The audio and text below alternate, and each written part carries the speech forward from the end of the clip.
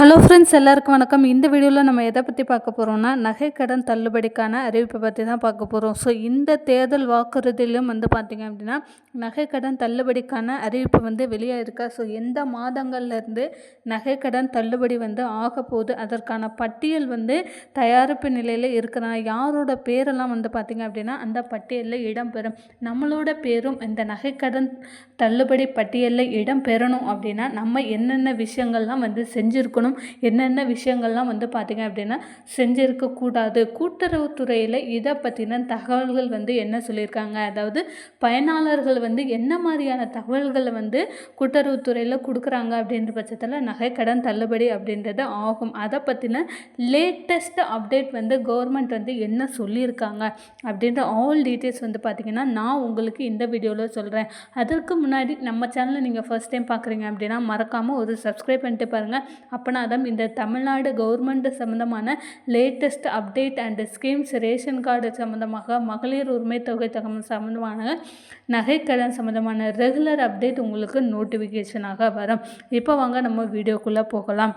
நகைக்கடன் தள்ளுபடி கடந்த 2021ஆம் ஆண்டு பார்த்திங்க அப்படின்னா தமிழகத்தில் உள்ள நிறைய பேருக்கு தமிழ்நாடு அரசு நகைக்கடன் தள்ளுபடி பண்ணாங்க. முக்கியமாக பார்த்திங்க அப்படின்னா இந்த திமுக ஆட்சிக்கு வந்த பிறகு 5 சவரன் வரையிலான நகைக்கடன் பார்த்திங்க அப்படின்னா தள்ளுபடி பண்ணாங்க.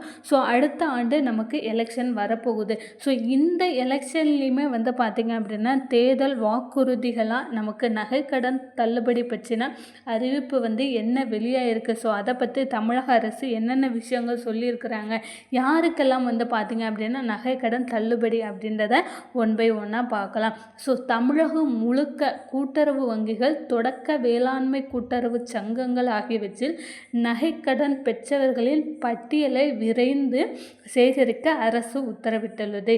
இப்பணிகள் கடந்த 4ஆம் தேதி முதல் தமிழகம் முழுக்க தீவிரமாக மேற்கொள்ளப்பட்டு வருகிறது. பார்த்திங்க அப்படின்னா நமக்கு இந்த பட்டியலை தயாரிக்கிறாங்க. அதாவது யார் யாருக்கெல்லாம் பார்த்திங்க அப்படின்னா நகைக்கடன் தள்ளுபடிக்கான பட்டியலை தயாரிக்கிறாங்க. தமிழகம் முழுக்க பார்த்திங்க அப்படின்னா 5 பவுன் வரையிலான நகைக்கடன் பெற்றவர்கள், தள்ளுபடி பெறுவர், கடன் அடமானமாக வைக்கப்பட்டுள்ள 5 பவுனுக்கும் அதிகமாக எடை கொண்டதாக இருந்தாலும் 5 பவுன் எடைக்கான நகை தொகையை மட்டுமே பெற்றிருந்தால் அவர்களின் நகைக்கடன் தள்ளுபடி பெறுவர். 5 பவுனுக்கு அதிகமான நகையின் பேரில் பெற்ற கடன் தள்ளுபடி தொடர்பான அரசே இறுதி முடிவு செய்யும் அப்படின்னு சொல்லியிருக்காங்க. ஸோ 5 சவரன் வரையிலான நகைக்கடன் பார்த்திங்க அப்படின்னா கடந்த 2021 தேர்தலில் பண்ணாங்க. ஸோ அதே போல் இந்த தடவையும் பார்த்திங்க அப்படின்னா நமக்கு தகுதி உள்ளவர்களுக்கு அரசாங்கம் ஆல்ரெடி உத்தரவிட்டிருக்கிறாங்க. தகுதி உள்ளவர்களுக்கு பட்டியலை தயாரிக்கும்படி, அதாவது கூட்டுறவுத்துறை நிறுவனங்களுக்கு தமிழக அரசு யார் யாரெல்லாம் இந்த தகுதி உடையவர்கள் அதற்கான பட்டியலை தயாரிக்கணும் அப்படின்றத சொல்லியிருக்காங்க. துணை பதிவாளர் தலைமையில் இந்த குழு செயல்படும் என்றும் தெரிவிக்கப்பட்டுள்ளது. இந்த குழு நகைக்கடன் பெற தகுதி வாய்ந்த மற்றும் தகுதி அற்றவர்களின் பட்டியலை தயாரித்து கூட்டுறவு சங்கங்களுக்கு வழங்கும் என்றும் தெரிவிக்கப்பட்டுள்ளது அப்படின்றது தெளிவாக சொல்லியிருக்காங்க. ஸோ யார் யாரெல்லாம் தகுதி உடையவர்கள், யார் யாரெல்லாம் பார்த்திங்க அப்படின்னா தகுதி அற்றவர்கள் அப்படின்ற பட்டியலை பார்த்திங்க அப்படின்னா இந்த கூட்டுறவுத்துறை வங்கிகள் தயாரித்து அதை கூட்டுறவு சங்கங்களுக்கு வழங்கும். ஸோ அதன் பேரில் பார்த்திங்க அப்படின்னா நகைக்கடன் தள்ளுபடி தமிழக அரசு தெரிவிப்பாங்க. ஸோ நகைக்கடன் தள்ளுபடி நீங்கள் பெறணும் அப்படின்னா அதற்கு என்னென்ன தகுதிகள் இருக்கணும் அப்படின்றதையுமே அரசாங்கமே சொல்லியிருக்காங்க. ஸோ என்னென்ன தகுதிகள் இருந்தது அப்படின்னா உங்களுக்கு நகைக்கடன் தள்ளுபடி ஆகும் அப்படின்றத நம்ம ஒன் பை ஒன்னாக பார்க்கலாம். முதல்ல பார்த்திங்க அப்படின்னா இந்த நகைக்கடன் தள்ளுபடி பெறணும் அப்படின்னா உங்களுக்கு ration card, Aadhaar card, PAN card, அப்புறம் உங்களோட பேன் பாஸ்புக் ரொம்ப ரொம்ப முக்கியமாக ரேஷன் கார்டில் ஒருவருக்கு மட்டும்தான், ஒரு குடும்பத்தில் உள்ள உறுப்பினர்களில் ஒருவருக்கு மட்டும்தான் நகைக்கடன் தள்ளுபடி ஆகும் அப்படின்றத அரசாங்கம் தெளிவாக சொல்லியிருக்காங்க. அதாவது ஒரே ரேஷன் அட்டையில் 2 நபர்கள் வேறு வேறு வங்கியில், அதாவது ஒருவர் வந்து அந்த ஊர்லேயும் இன்னொருவர் வந்து அதே ரேஷன் அட்டையில் உள்ளவங்க வேறு ஒரு ஊரிலும் நீங்கள் வச்சுருந்தீங்க அப்படின்னா யாராவது ஒருவருக்கு தான் வந்து பார்த்தீங்க அப்படின்னா உங்களுக்கு நகைக்கடன் தள்ளுபடி ஆகும் அப்படின்றத தெளிவாக சொல்லியிருக்காங்க. ஸோ அது மட்டும் இல்லாது தமிழக அரசால் வழங்கப்பட்டுள்ள குடும்ப அட்டை, ஆதார் அட்டை எண் விவரங்களை சரியாக அளித்தவர்களுக்கு மட்டுமே நகைக்கடன் தள்ளுபடி பண்ணப்படும் அப்படின்னு சொல்லியிருக்காங்க.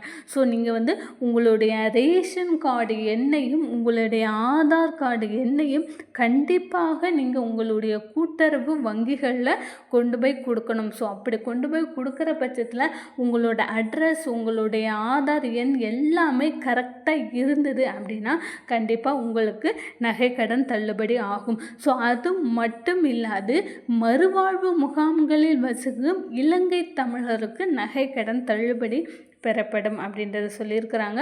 ஸோ நீங்கள் வந்து இலங்கை தமிழர்களாக இருக்கிறீங்க, நீங்கள் முகாமில் வசிக்கிறீங்க அப்படின்னாலுமே உங்களுக்கும் தமிழக அரசு நலத்திட்டம் முக்கியமாக வந்து பார்த்திங்க அப்படின்னா நகைக்கடன் தள்ளுபடி பெற தகுதி உடையவர்கள் அப்படின்றத சொல்லியிருக்காங்க. ஸோ இதற்கப்புறமா பென்ஷன் வாங்கக்கூடிய நபர்கள் அவர்களாக இருந்தாலுமே உங்களுக்கு நகைக்கடன் தள்ளுபடி ஆகும் அப்படின்றத சொல்லியிருக்காங்க.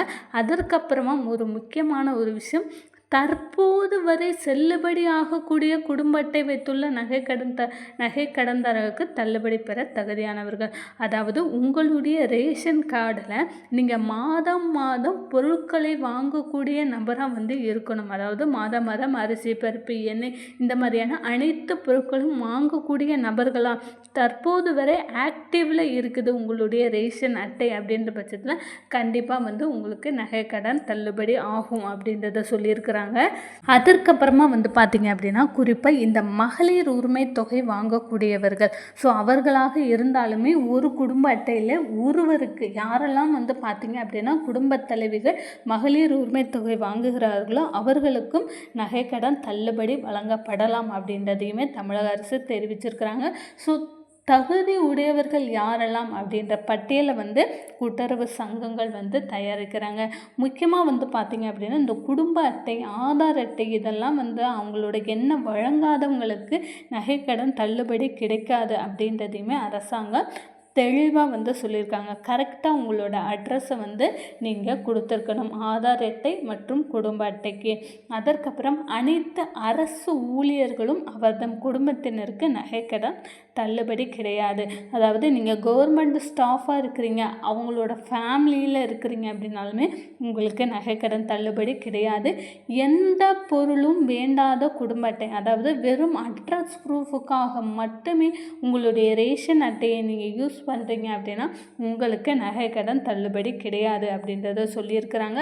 ஸோ மேலும் நகைக்கடன் சம்மந்தமான ரெகுலர் அப்டேட்டுக்கு மறக்காமல் நம்மளுடைய சேனலை ஒரு சப்ஸ்கிரைப் பண்ணுங்கள். இந்த வீடியோ உங்களுக்கு ஹெல்ப்ஃபுல்லாக இருந்தது அப்படின்னு நினச்சிங்கன்னா மறக்காமல் ஒரு லைக் பண்ணுங்கள். நீங்கள் பண்ணக்கூடிய ஒவ்வொரு லைக்கும் எங்களுக்கு ரொம்பவே என்கரேஜிங்காக இருக்கும். தேங்க்யூ.